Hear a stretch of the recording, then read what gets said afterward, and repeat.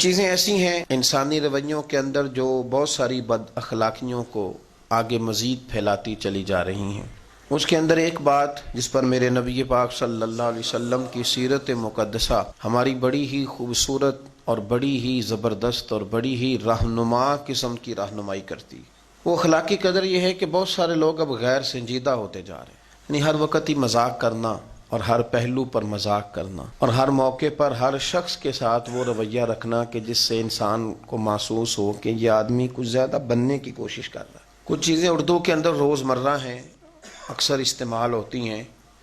لیکن اب ان لفظوں میں تلخی زیادہ ہے، میں استعمال نہیں کرتا، لیکن بہرحال اردو دان اس کو استعمال کرتے رہے۔ اس میں ایک لفظ ہے جس کو کہتے ہیں چھچورا پن، یعنی کچھ لوگ بلا وجہ چھچورا پن دکھانے کی کوشش کرتے ہیں، میری فلانے سے دوستی ہے، میرا فلانے سے قرب ہے، اور بے تکلف ہونے کی ناجائز کوشش کرتے ہیں۔ آپ کا یہ رویہ ہونا چاہیے لیکن بعض مخصوص لوگوں کے ساتھ۔ اگر آپ ہر جگہ یہ کام کریں گے تو آپ کمزور پڑ جائیں گے، آپ کی شخصیت کے اندر وہ نقص واقع ہو جائے گا کہ لوگ سمجھیں گے کہ یہ کوئی سنجیدہ آدمی نہیں، وزادار بندہ نہیں۔ ایک بہت زیادہ باتیں سنانے کا اگر آپ کا مزاج بن جائے اور ایک بہت زیادہ مذاق کرنے کا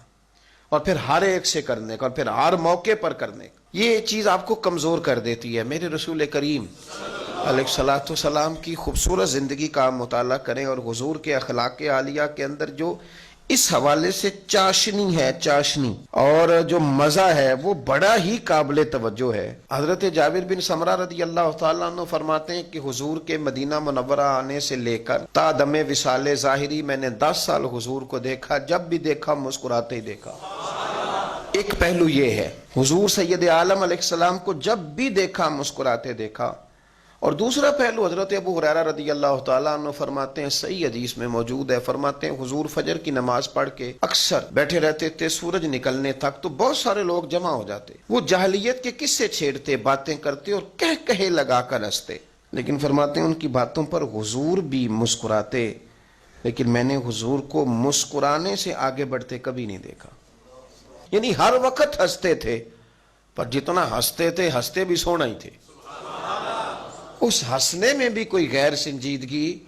یہ اعتدال ہے جو ہمیں سنت عطا کرتی ہے اور رسول پاک کا اخلاق ہمیں دیتا ہے۔ ہر وقت مسکراتے ہیں لیکن اس مسکرانے کے اندر بھی ایک حسن پایا جاتا ہے۔ میں جو بات کہنے لگا ہوں غور طلب ہے کہ اس مسکرانے میں بھی ایک وقار ہے، اس مسکرانے میں بھی ایک ہیبت ہے، اس مسکرا دینے کے اندر بھی ایک حسن ہے۔ اس طرح کا بے تکا رویہ کہ جس سے انسان کے مذاق سے زیادہ اس کا شوخہ پن، مطلب آپ کسی کو فون کر کے کہہ رہے ہیں کیسی طبیعت، اور پھر آج کل معاملات کیسے ہیں، سب صحیح چل رہا ہے، تو آپ کو یہ کہنے کی ضرورت نہیں،